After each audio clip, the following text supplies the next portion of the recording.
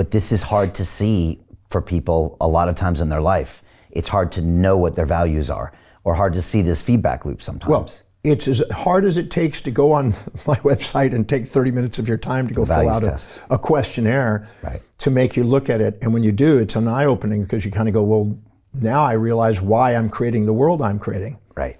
So this was me 14 years ago, before I started London Real. I was working as a banker in the city of London, and I had told myself for 20, 30 years of my life that when I get rich, I'm going to be happy. And so I was singularly focused to making that money.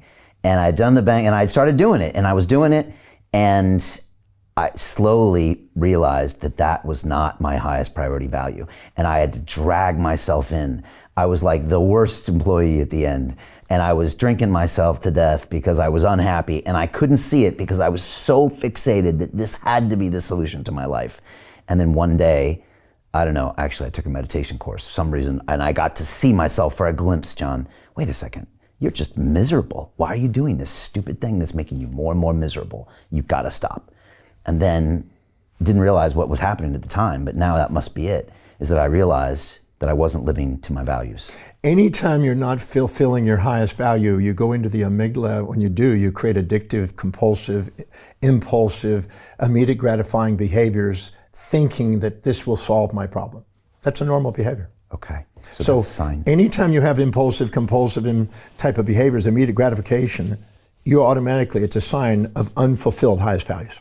So finding out what that highest value is and starting to prioritize your life to do that, and delegating lower priority things liberates the unfulfillment, allows you to have more fulfillment. All right, so go deep on that. Go to your website and fill out the questionnaire. And then you always said, yeah, take it's free. And you said, retake it again in a week, because you probably are lying to yourself the first time. Most people, I've been doing value determinations 47 years. Okay. I took your values test a year or two ago. 47 years ago, I asked myself, why is it that some people walk their talk and some people live their life? Why are some people doing what they say and others don't? Why is McGregor in his 1960 thing had theory Y and theory X? Some people are intrinsically driven to do things, and other people have to be constantly reminded and motivated. Why? And that led me to the study of axiology, which is a study of values and worth. And there's only about a dozen books in English in that. I devoured them all. I'm amazed at the most important topic of the friggin' human behavior. It has only 12 books on the market at the time. But I realized that most of the works that were written were about how we ought to be, not how we are. And David Hume, the Scottish philosopher, outlined is versus ought. You know, how we ought to be in society versus how we are in society. And I realized that most people were indoctrinated by the moral hypocrisies from mothers, fathers, preachers, teachers, and religions and politics. And they would say, well, this is how I ought to be. And they're trying to fit in and conform to the system. And then there's how we are. And I wanted to create a system about how we are, because Schwartz and all the other people, Hartman, they had all these different modalities to determine your values, but it was all about how you should be. And it was very superficial and very subjective.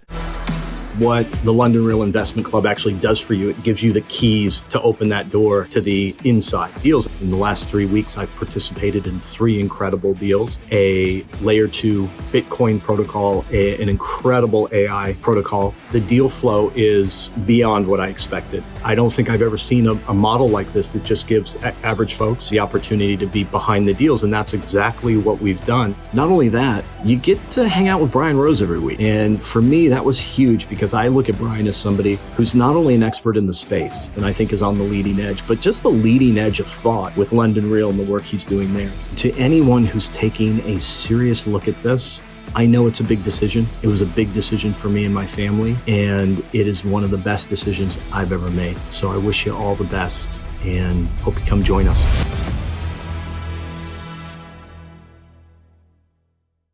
I want to create some more scientific, more objective questioning that allows us to look at what your life demonstrates. Because every decision you make, every perception you make, every action you take is based on those values. So I can, by asking a set of questions, I can narrow down what's really important to you, not what you think it is.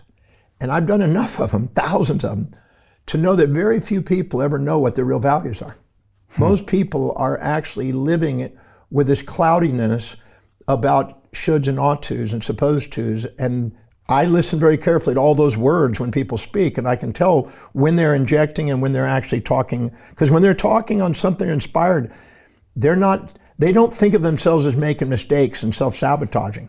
You never make a mistake in your own values. You only make a mistake when you compare your actions that are spontaneously acted upon by your values in terms of other people's values you're comparing yourself to. Right. And that's why the self-depreciation is a feedback to guide us back to what is really priority. Can your values change over time? Oh, they do. My values were baseball when I was 3 to 13, then it went to surfing 13 to 18, then it went to teaching. And probably until my end of my life, that would probably be my highest priorities is teaching. Has your value in that teaching space kind of morphed and changed? Oh, yeah. Okay. It started in the health area. I devoured everything on health and physiology and nutrition and that area. But I realized that a lot of the people, and I started having clinical cases, I started realizing that there's a lot of stuff going on in their psyche in every area of their life affecting their health, and it broadened.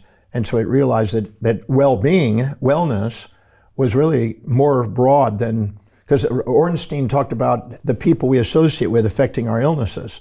And if we hang out with different people, we get different physiological responses.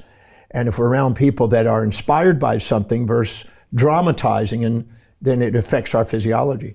So all areas of our life are affecting health. In fact, all areas are affecting all other areas. Your finances are affected by these others, and your finances affect all others. So I started to think more holistically, and that expanded my outreach, because I started in the health field lecturing on health back in the 70s, 80s. And then I started to broaden that about the late 80s. I started realizing that it's more than just what you eat and, how you exercise or whatever. It's a little bit more than that. There's more factors. There's unconscious motives for a lot of illnesses. I saw patients who used to come in and they had unconscious motives not to get well. I had a lady that was making between $18,000 and $25,000 every time she got in a car accident. And that's how she was living, going from car accident to car accident. I thought, listen, interesting. Here's a person that's getting more advantage out of going through car accidents than disadvantage in her mind. Long term, she may pay a price for it, but it's a strategy right now to pay bills because she doesn't have a job. It's her strategy to survive.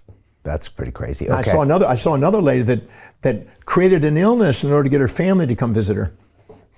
I see all kind of stuff. Okay, so then you pivoted. So then you realize that there's another aspect of the wellness arts that I wanted to incorporate. So I just kept expanding it. Hey, I know investing in crypto is scary. It takes a real leap of faith because there are so many scams, rug pulls, and bad actors out there. It's a dangerous business, which is why 95% of people lose all their money.